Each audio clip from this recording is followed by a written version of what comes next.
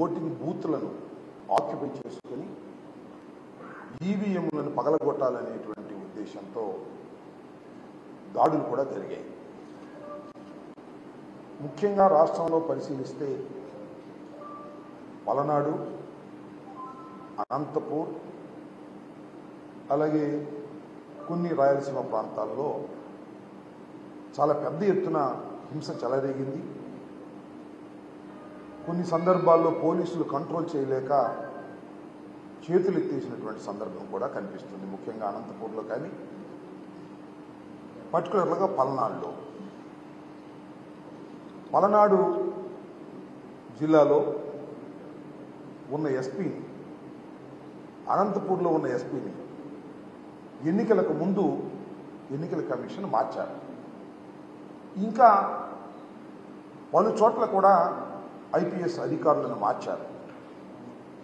దేనికోసం మార్చారు అంటే, పురంధరేశ్వరి గారు భారతీయ జనతా పార్టీ రాష్ట్ర శాఖ అధ్యక్షురాలు, చంద్రబాబు నాయుడు గారి వదిన గారు, చంద్రబాబు నాయుడు గారితో కలిసి వీళ్ళు కలిసే ఉన్నారనుకోండి. ఎందుకంటే భారతీయ జనతా పార్టీ, తెలుగుదేశం, జనసేన కలిసి కూటమిగా వచ్చారు. వీళ్ళిద్దరూ కలిసి ఎన్నికల కమిషన్కు ఫిర్యాదు చేశారు. ఎవరైతే ఐపీఎస్ అధికారులు ఉన్నారో వీళ్ళందరూ కూడా ప్రభుత్వానికి తొత్తులుగా ఉన్నారు, వారికి అనుకూలంగా ఉన్నారు. కాబట్టి వారిని మారిస్తే తప్ప నిష్పక్షపాతంగా ఎన్నికలు జరగవు అనేటువంటి ఆర్గ్యుమెంట్ను తీస్తే సహజంగానే ఎన్నికల కమిషన్ కొంత బిలీవ్ చేసి ఉండవచ్చు. ఈ మార్పులన్నీ చేశారు. ఇక్కడ గమనించాల్సిన అంశం ఏమిటంటే, ఎక్కడైతే పురంధరేశ్వరి పిటిషన్ మీద మార్పులు చేశారో ఆ ప్రాంతంలోనే హింస ప్రజ్వరిల్లింది. Note this point. ఇవాళ మనం ఫర్ ఎగ్జాంపుల్ అనంతపూర్ తీసుకున్నాం, ఫర్ ఎగ్జాంపుల్ పల్నాడు తీసుకున్నాం. పల్నాడులో నేను this is the third time I'm going to contest, మూడోసారి నేను పోటీ చేయబోతున్నా. గత 2 ఎన్నికల అనుభవం నాకుంది. ఏ రోజుని కూడా ఇంత పెద్ద ఎత్తున హింస జరిగినటువంటి సందర్భం లేదు. మొన్న ఎన్నికల్లోనే భారీ ఎత్తున హింస జరిగింది. ఎందుకు జరిగింది? కారణం ఏంటి? కొత్తగా ఎస్పీ వచ్చారు. పాత ఎస్పీ పక్షపాత ధోరణితో ఉంటాడని మార్చేశారు. కొత్త ఎస్పీని ఇస్తే బలంగా ఉండాలి కదా, ప్రశాంతంగా జరగాలి కదా. ఎందుకు పూర్వం కన్నా ఎక్కువ హింస జరిగింది అనేది ఇక్కడ పాయింట్ అని మనం చేస్తున్నాం. అంటే ఈ మార్పులు చేర్పుల మీదే కుట్ర జరిగిందా? తెలుగుదేశం, భారతీయ జనతా పార్టీ, పురంధరేశ్వరి గారు, పవన్ కళ్యాణ్ గారు కలిసి కుట్ర చేశారా? కుట్ర చేసి ఈ పిటిషన్లు పెట్టి ఏదో ఒక విధంగా తాము తమ ఓట్లను, ఫాల్స్ ఓట్లను గందరగోళాలు చేసి ఓట్లు వేయించుకోవడం ద్వారా గెలవాలని అనుకున్నారా అనేటువంటి సందేహాలు కలుగుతూ ఉన్నాయి. ముఖ్యంగా పల్నాడులోకి వస్తే నరసరావుపేట పార్లమెంటు నియోజకవర్గం వైఎస్ఆర్ కాంగ్రెస్ పార్టీకి చాలా strong constituency. Everybody knows it. 7కి 7 గెలిచాం పోయిన ఎన్నికల్లో. ఇవాళ కూడా 7కి 7 గెలిచే పరిస్థితి ఉన్నది అని మాకన్నా బాగా తెలిసిన వ్యక్తి అటు పోటీ చేసిన మా పార్టీ వ్యక్తే ఉన్నదాకా. కాబట్టి దీన్ని ఏదో విధంగా నలిపేయాలి అనేటువంటి కుట్రతో ఇదంతా చేశారనేటువంటి భావన కలుగుతోంది. చాలా చిత్రమైన, విచిత్రమైన సంఘటన ఏమిటంటే, ఎన్నికల కమిషన్ ఎవరినైతే అపాయింట్ చేశారో ఎస్పీలుగా వాళ్ళని సస్పెండ్ చేయాల్సిన పరిస్థితి వచ్చింది. ఇది చరిత్రలో నేను ఎప్పుడు ఎక్కడ చూడలా. ఎన్నికల కమిషన్ అంతకు ముందు ఉన్నటువంటి ఐపీఎస్ ఆఫీసర్లు పక్షపాతంగా వ్యవహరిస్తారేమో అనే అనుమానంతో మంచి చరిత్ర కలిగినటువంటి ఐపీఎస్ ఆఫీసర్లను ఎస్పీలుగా వేస్తే వాళ్ళు విధి నిర్వహణలో ఫెయిల్ అయ్యారని భావించి, ప్రాథమిక సమాచారం ఉందని భావించి వాళ్ళని సస్పెండ్ చేశారు. ఊరినే బదిలీ కూడా కాదు, they suspended from the service at present. ఎంత విచిత్రమైన విషయం. దీన్ని ఏ విధంగా భారత ప్రజాస్వామ్యంలో భావించాలని అడుగుతా ఉన్నా. దీని వెనుక నేను ఒకటే మనవి చేస్తున్నా, నేను ఓడిపోతాను అని అనుకున్న రోజున నారా చంద్రబాబు నాయుడు గారు రాక్షసంగా వ్యవహరిస్తాడు. తనకు అధికారం రాదు అనుకున్నప్పుడు హింసను ప్రజ్వలింపచేస్తాడు. ఇది నారా చంద్రబాబు నాయుడు గారి చరిత్ర. ఇవాళ పలనాడులో హింస జరగడానికి కారణం నారా చంద్రబాబు నాయుడు గారు, అదేవిధంగా పురంధరేశ్వరి గారు. ఇక్కడ మార్పుల వల్లే ఇంత హింస జరిగిందని నేను మనవి చేస్తున్నాను. ఎంత ఆశ్చర్యం అండి. పోలింగ్ రోజున అలో లక్ష్మణ అని అల్లాడుతుంటే, తలలు పగిలిపోతుంటే పోలీసు దించుకోలేకపోయారు. కొన్ని ప్రాంతాల్లో మాచర్లలో కానీ, లేకపోతే మన గురజాలలో కానీ, నర్సరాపేటలో కానీ, సత్తెనపల్లిలో కానీ కొన్ని ప్రాంతాలు వెళుతుంటే అక్కడికి పోలీసులు రీచ్ కాలేదు. కొట్టుకుని ఆలిపోయి చాలే వాగిపోయారు. ఇది పరిస్థితి. ఒక ఎమ్మెల్యే ఇంటి మీద రాళ్లు వేసే పరిస్థితి. నర్సరావుపేటలో ఎమ్మెల్యే ఇంటి మీదకు వెళ్లి దూకి కార్లు పగలగొట్టి చేసినటువంటి సందర్భం. అదేవిధంగా నాకు సంబంధించి నా చీఫ్ ఎలక్షన్ ఏజెంట్ నా సన్నిలా వెళితే కారు మొత్తం పగలగొట్టారు. కంప్లైంట్ చేస్తే పోలీసులు రారు, కేసు రిజిస్టర్ చేశారు. దీనికి పోటీగా మనం కేసు రిజిస్టర్ చేయాలని ఒత్తిడి చేస్తలే దర్జీ చేయాలనుకుంటున్నారు. ఎందుకంటే ఆ కారు అద్దాలు బయలుపోయినాయి కదా, మాల్లుడు కంప్లైంట్ ఇచ్చాడు కదా. మాల్లుడు కంప్లైంట్ ఇస్తే వాళ్ళు కూడా మా ఇంకో కంప్లైంట్ ఇచ్చి వాళ్ళు తీసుకోమంటున్నారు. ఇక్కడ ఒక సిఐ గారు ఉన్నాడు, ఆ రాంబాబు, దాన్ని కూడా రిజిస్టర్ చేయాలనుకుంటున్నాడు. ఇది ఇంత దారుణంగా ఫెయిల్యూర్ ఆఫ్ ది పోలీస్, దారుణంగా ఫెయిల్యూర్ అయ్యి ఎన్నికల సమయంలో ఫెయిల్యూర్ అయింది ఇక్కడ పల్నాడులో పోలీస్ వ్యవస్థ. నేను ఇంతకు ముందు కూడా ఆరోపణ చేశాను. ఇవాళ కూడా సిట్ అధికారులని ఎవరైతే వినీత్ బ్రిజ్వాల్ నాయకత్వంలో ఒక సిట్ ఫామ్ చేశారో ఎన్నికల కమిషన్, ఆ బృందాలన్నీ కూడా తిరిగి ఇవాళ ఏం జరుగుతుంది, ఎలా జరిగింది అనే దాని మీద విచారణ చేస్తూ ఉన్నారు. నేను నర్సరావుపేట వెళ్ళి ఆ బృందాన్ని కలవటం జరిగింది. వారికి చాలా వివరంగా నేను ఎక్స్ప్లెయిన్ చేశాను. నేను చెప్పినటువంటి ఇన్పుట్స్ కూడా తీసుకోమని చెప్పాను. ముఖ్యంగా పోలీసు వారు లోయర్ లెవెల్లో తెలుగుదేశంతో కొయ్యలైపోయారు. They have taken money from TDP people. Kanna Lakshman దగ్గర, వాళ్ళ అబ్బాయి దగ్గర డబ్బులు తీసేసుకున్నారు. సిఐలు, ఎస్ఐలు, ఐ నో ఎవ్రీబడి. కొంతమంది తీసుకోలేదు కూడా, అది వేరే అంశం. అందరూ నేను ఒకటి మనవి చేశాను పోలీసు వారికి కూడా, ఆ సిట్లో ఉన్న వారికి కూడా, మీరు తెలుసుకోదలుచుకుంటే పోలీసు వారు చేసిన తప్పులు కానీ లంచాలు కానీ 5 నిమిషాల్లో మీరు తెలుసుకునేటువంటి అధికారం మీకుంటుంది, తెలుసుకోగలిగిన శక్తి కూడా మీకుంటుంది అని ఈ సందర్భంగా నేను వారికి చెప్పాను. వారు తెలుసుకునేటువంటి ప్రయత్నం కూడా చేస్తారని నేను భావిస్తూ ఉన్నాను. వాస్తవానికి ఇంత దారుణంగా పల్నాడు ప్రాంతంలో ఇంత దారుణంగా ఫెయిల్ కావడానికి దీని మీద అధ్యయనం చేయవలసినటువంటి అవసరం ఉంది. ఎన్నికల సమయంలో ఫెయిల్ అయ్యారు. ఫెయిల్ అయితే గందరగోళం అయింది. ఈ మూల్యాన్ని ఎలా చెల్లించాలి చెప్పండి, నాకు అర్థం కాదు. కొన్ని బూతులు అయితే ఆక్యుపై చేసుకున్నారు, వాళ్ళు ఇష్టం వచ్చినట్టుగా దొంగోట్లు వేసుకున్నారు. రీపోలింగ్ అడిగితే నేను ఇవ్వడానికి సిద్ధంగా లేరు. ఇంత దుర్మార్గమైనటువంటి పరిస్థితులు ఎందుకు కల్పించబడ్డాయో ఒకసారి ఆలోచన చేయవలసినటువంటి అవసరం ఉందని నేను సిట్ అధికారులకు వివరంగా చెప్పడం జరిగింది. సిట్ అధికారులు కూడా ఆ పద్ధతుల్లో విచారణ జరుపుతారనేటువంటి భావనతో నేను ఉన్నానని కూడా మనవి చేస్తాను. ఏసీ లేదా, నేను ఆ విధంగా భావిస్తున్నాను. ఇంత దుర్మార్గమైనటువంటి ఆలోచన మరి ఎక్కడి నుంచి వచ్చింది, ఎలా వచ్చింది ఆలోచన చేయాలి. ఇప్పటికీ పోలీసుల్ని ఐపీఎస్ ఆఫీసర్ని సస్పెండ్ చేశారు. సస్పెండ్ చేస్తే ఏమైంది చెప్పండి? పోయిన కాలం తిరిగి వస్తుందా? తలలు పగిలిన తలలు అతుక్కుంటాయా? చాలా దారుణమైనటువంటి పరిస్థితి ఏర్పడింది. దీన్ని గమనించాలని కూడా నేను మనవి చేస్తున్నాను. అంతేకాదు, నా నియోజకవర్గంలో ఇవాళ కూడా తొండపి అనే గ్రామం అనాథగా అల్లాడుతూ ఉందని మనవి చేస్తున్నాను. టోటల్ ముస్లిం మైనారిటీస్ అందరూ కూడా ఊరు వదిలి వెళ్ళిపోయి అక్కడో ఇక్కడో తలదాచుకునేటటువంటి పరిస్థితి ఏర్పడింది.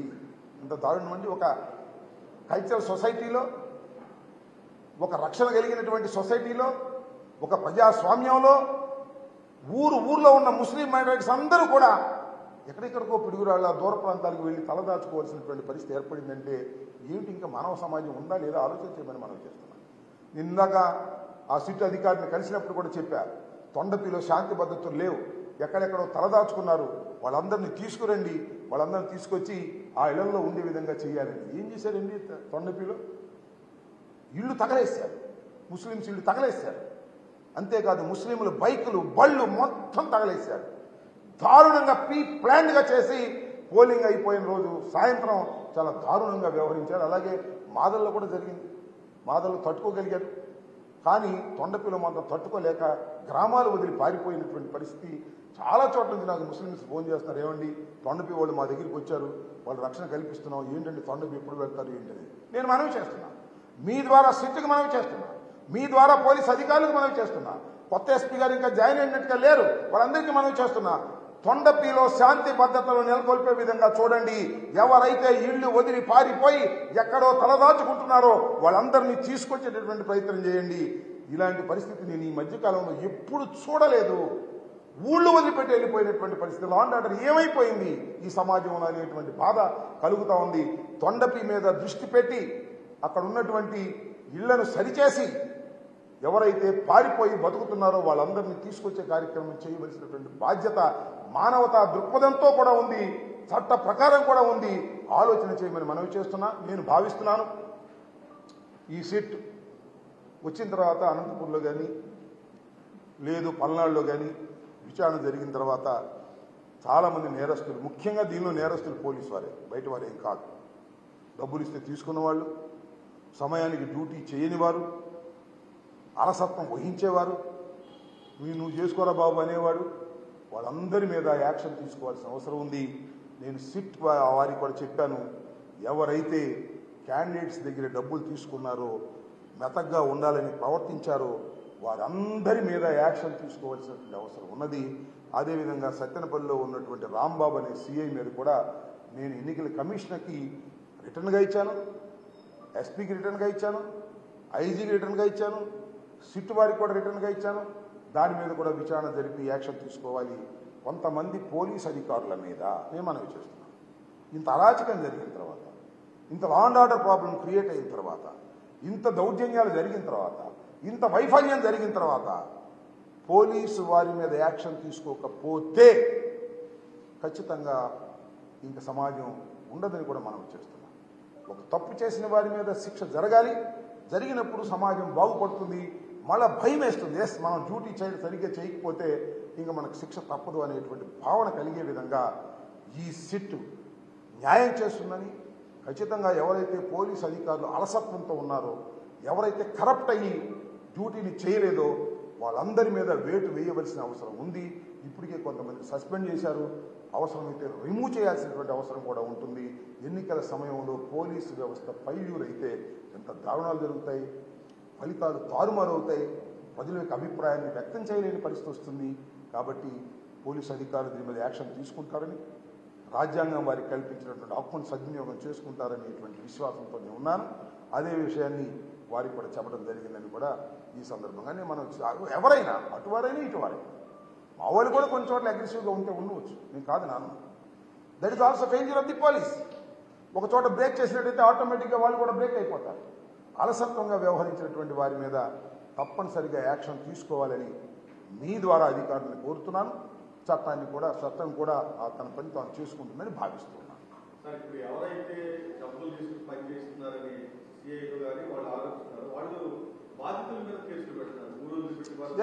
ఏంటంటే ఎవరైతే తెలుగుదేశం దగ్గర డబ్బులు తీసుకుని యాక్ట్ చేస్తున్నారో ఇప్పుడు ఏం చేస్తున్నారంటే, చిన్న విషయం, ఒక జెన్యూన్ కేసు ఉందనుకో, genuine case counter case false case పెట్టిస్తున్నారు. ఈ police officer for example Rambabu అన్ని ఎస్ఐలకి ఫోన్ చేసి ఆ కేసు రిజిస్టర్ చేయండి, ఈ కేసు రిజిస్టర్ చేయండి అని చెప్తున్నాడు.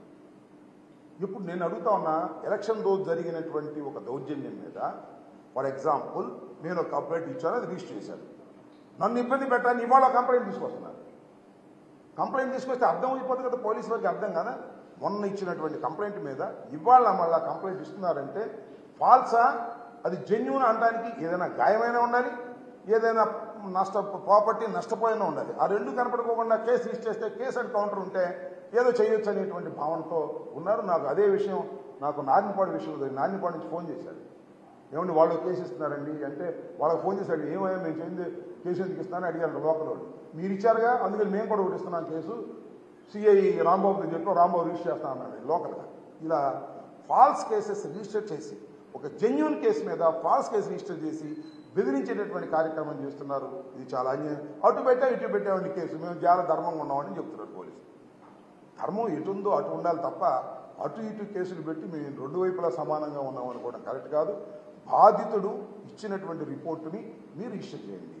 బాధితుడు కాకుండా ఫాల్స్గా ఇచ్చినటువంటి కేసుని రిజిస్టర్ చేస్తే అది ఫాల్స్ కేసు, అది కరెక్ట్ కేసు సుపీరియర్ ఆఫీసర్ చాలా ఈజీగా కనిపెట్టగలడు. వాళ్ళకి ఆ విచక్షణ జ్ఞానం ఉంటుంది పోలీసు వారికి.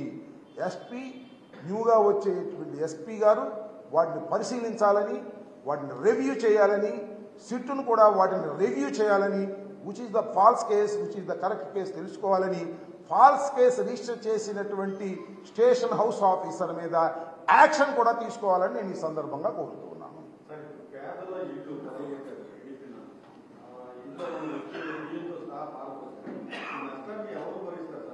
We will see later. నేను చూద్దాం. ఇప్పుడు ఫర్ ఎగ్జాంపుల్ తొండపి ఉంది. తొండపిలో అంతా ముస్లిమ్స్ పాపం. ఏ రోజుకి ఆ రోజు రెక్కాడితే కానీ డొక్కాడినటువంటి ప్రజానీకం వారి మొత్తాన్ని, వారి వాస్తవాన్ని ధ్వంసం చేశారు. ఇళ్లు పాల్గొట్టారు, ట్రాక్టర్లు కాల్చారు, స్కూటర్లు, బళ్ళు, 2 వీలర్స్ మొత్తం కాల్చారు, ఇంట్లో వస్తువులన్నీ కాల్చారు. వారికి ఏదో ఒక ఆర్థిక సహాయం ప్రభుత్వం వైపు నుంచో పార్టీ వైపు నుంచో చేయాల్సిన అవసరం ఉంది. దాని మీద కూడా ఆలోచన చేస్తాం. తప్పనిసరిగా నేను మనవి చేస్తున్నా, చెప్పడం కొద్దిగా అతిశక్తి ఉంటుందేమో కానీ జగన్మోహన్ రెడ్డి గారు మనం చెప్పాడు కదా, ఏమీ తేడా ఉండదు. 4వ తారీఖు పోలింగ్ అయిన తర్వాత 9వ తారీఖు జగన్మోహన్ రెడ్డి గారు విశాఖపట్నంలో ముఖ్యమంత్రిగా ప్రమాణ స్వీకారం చేయబోతున్నాడు. మళ్ళా వచ్చేది జగన్మోహన్ రెడ్డి గారే. ఎన్ని కుట్రలు, ఎన్ని కుతంత్రాలు చేసినా జగన్మోహన్ రెడ్డి గారే మళ్ళా ఈ రాష్ట్రానికి ముఖ్యమంత్రి అవుతారు. ఒకటి చెప్తున్నా, పొద్దున్నే ఉదయాన్నే బయలుదేరి వచ్చారు, తండోపతండాలుగా జనం వచ్చారు, మహిళలు వచ్చారు, వృద్ధులు వచ్చారు, వర్కింగ్ క్లాస్ అంతా కూడా వచ్చారు. దేనికోసం వచ్చారబ్బా? చంద్రబాబు నాయుడు గారు గొప్పతనం చూసి వచ్చారా? చంద్రబాబు నాయుడు గారు అద్భుతమైన పరిపాలన చూసి వచ్చారా? అబ్బో చంద్రబాబు నాయుడు దేవుడు ఓటేద్దామని వచ్చారా? No no. జగన్మోహన్ రెడ్డి నా బిడ్డ, అమ్మ వడిచాడని వచ్చారు. జగన్మోహన్ రెడ్డి నా బిడ్డ, వృద్ధాప్య పెన్షన్ ఇచ్చాడు అని వచ్చారు. డోక్రా మహిళ రుణమాఫీ ఇచ్చారని వచ్చారు. రైతు భరోసా నుంచి వచ్చారు.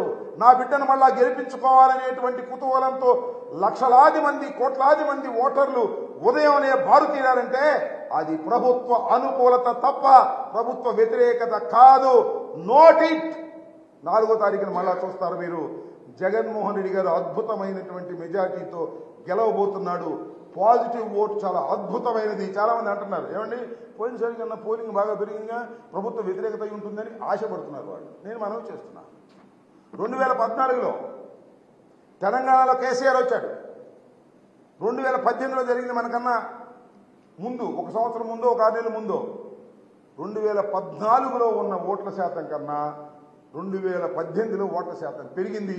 మళ్ళా కేసీఆర్ వచ్చాడు. ఇక్కడ కూడా ఓట్ల శాతం పెరిగింది. మళ్ళా జగన్మోహన్ రెడ్డి అధికారంలోకి వస్తాడు. దానిలో ఏ విధమైన సందేహం లేదు. ప్రజలు ఉదయాన్నే లేచి వచ్చి జగన్మోహన్ రెడ్డి గారి గుర్తు ఫ్యాన్కు వేసి తృప్తిగా ఇంటికి వెళ్లాలనేటువంటి ఉద్దేశంతో వచ్చి గంటల తరబడి సైతం లైన్లో నిలబడ్డారనే విషయాన్ని దయచేసి మర్చిపోవద్దని మనవి చేస్తున్నా. జగన్మోహన్ రెడ్డి గారే మళ్ళా ముఖ్యమంత్రిగా కాబోతున్నారు. 9వ తారీఖున ఇంతకుముందు బొత్స సత్యనారాయణ గారు ప్రకటించినట్టుగానే విశాఖపట్నంలో ప్రమాణ స్వీకారం చేయబోతున్నారు. సరే, ఇక్కడ జరిగిన గొడవల వల్ల కానీ పోలీసులు వైఫల్యం చెందని ఆరోపిస్తున్నారు కాబట్టి మీ విద్యావకాశాల మీద ఉన్న ప్రభావం ఏ విధమైన ప్రభావం ఉండదు. నా విద్యావకాశాల మీద కానీ లేదా వైఎస్ఆర్ కాంగ్రెస్ పార్టీ విజయావకాశాల మీద కానీ ఏ విధమైన ప్రభావం చూపలేదు. కొన్ని చోట్ల సైక్లింగ్ లాగా రిగ్ చేసుకున్నారు. ముఖ్యంగా నార్నిపాడు, చీమలమర్రి, దమ్మాలపాడు గ్రామాల్లో వాటి మీద నేను రీపోలింగ్ అడిగాను. ఎలక్షన్ కమిషన్ రీపోలింగ్కి సుముఖంగా లేదు ఎవరని చెప్పారు. దీన్ని అవసరమైతే I will go to the court also. నాకేమి ఓటమి భయంతో కోర్టుకు వెళ్తున్నాను అనుకోకండి. అసలు ఇలా రిగ్గింగ్ జరిగినప్పుడు ఇంత అడ్వాన్స్డ్ సొసైటీలో 2-3 కూర్చుని వారి గుర్తు మీద నొక్కునే పరిస్థితి వచ్చినప్పుడు why you are not open the camps ఏదైతే ఉన్నాయో, మన దాన్ని ఏమంటారు, ఎఫ్ క్యాంప్స్, అవి ఓపెన్ చేస్తే కదా అర్థమయ్యేది. ఎందుకు ఓపెన్ చేయరు అనేది నా పాయింట్. ఒకసారి ఓపెన్ చేసి ఎవరైతే దొంగ ఓట్లు వేసుకున్నారో వాళ్ళని రీపోల్ చేసి మనం శిక్షించామనుకోండి, ఇలాంటి వాటికి పరిసమాప్తం అవుతుంది. దానికోసం నేను I'm trying to approach the court. వస్తున్నారా అదో దట్ ఇస్ డిఫరెంట్ మ్యాటర్. చాలామంది అనుకోవచ్చు అవన్నీ రీపోల్ జరగకపోతే అమరరామ ఓడిపోతాడనే భయంతో అని. No, never. అత్యధికమైన మెజార్టీతో నేను మళ్ళా చెప్తున్నా, పోయినసారి కన్నా ఒక్క ఓటైనా ఎక్కువ వస్తేనే అది నా నైతిక విజయం, లేకపోతే నా నైతికంగా విజయం కానట్టు లెక్క అని కూడా మరొకసారి ఐఎమ్ రీటరేటింగ్. మీరు అనుకుంటున్నారు ప్రజలు ఎంత అద్భుతంగా ఉన్నారో. నా మనసుకు తెలుసు, నా కళ్ళకు తెలుసు, ప్రతి ఊరు తిరిగాను, ప్రతి చోటకి వెళ్ళాను. ప్రజలు అద్భుతంగా జగన్మోహన్ రెడ్డి గారికి ఓటు వేయాలని అనుకుంటున్నారు. అందువల్ల నాకు ఓటు వేశారు. నేను అద్భుతమైన మెజార్టీతో గెలుపొందుతాయని కూడా మనవి చేస్తున్నాను. సార్, ఈ మధ్య ప్రచారం జరుగుతుంది, రెడ్డి సామాజిక వర్గం మీకు సపోర్ట్ చేయలేదన్నా? ఇవన్నీ ఆ సామాజిక వర్గం, ఈ సామాజిక వర్గం, I don't comment all these things. అన్ని సామాజిక వర్గాలు జగన్మోహన్ రెడ్డి గారి వైపే ఉన్నాయి. ఒకటి రెండు సామాజిక వర్గాలు కొద్దిగా తక్కువగా ఉన్నాయి, అంతే తేడా.